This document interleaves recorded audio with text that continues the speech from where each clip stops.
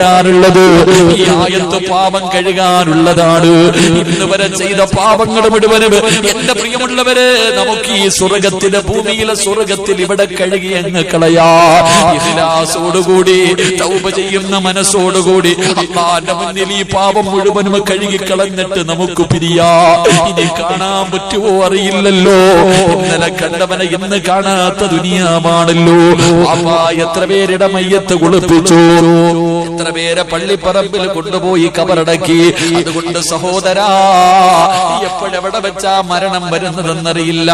അതുകൊണ്ട് അല്ലാഹുവിന്റെ മുന്നിൽ പശ്ചാത്തപിച്ചിട്ട് മടങ്ങാ, അല്ലാഹുവിന്റെ മുന്നിൽ തൗബ ചെയ്തിട്ട് മടങ്ങാ.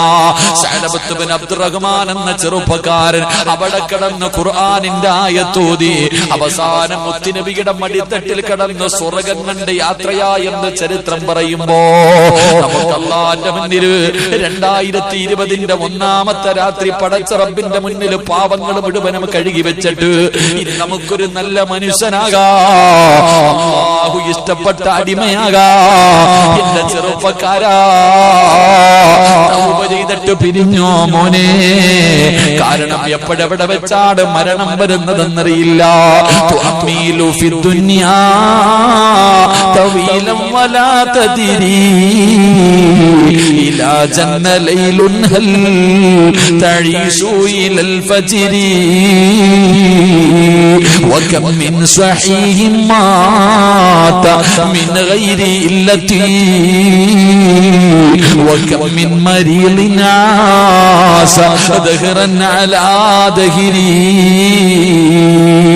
മോനെ, ഇന്നലെ കണ്ടവനെ ഇന്ന് കാണുന്നില്ല, രാവിലെയുള്ളവന് വൈകുന്നേരം തികയ്ക്കുന്നില്ല, രാത്രിയിൽ കിടന്നവന് രാവിലെ എഴുന്നേക്കുന്നില്ല.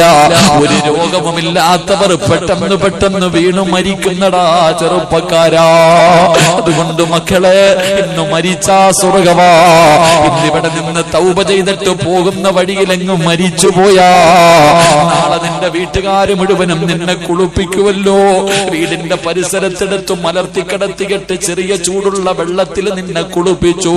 എന്നിട്ട് എല്ലാവരും വീടിന്റെ അകത്ത് ഒരുക്കി വെച്ചിരിക്കുന്ന സ്ഥലത്ത് കൊണ്ടുവന്ന് മലർത്തിക്കിടത്തിയിട്ട് 3 കഷ്ടം വെള്ള തുണിയിലേക്ക് നിന്നെ കിടത്തിയിട്ട് മൂക്കിന്റെ ദ്വാരം പഞ്ഞി കൊണ്ടടയ്ക്കുന്നേ. കാണേണ്ടവർ കണ്ടോ, ഇതാ പുതിയുന്നേ.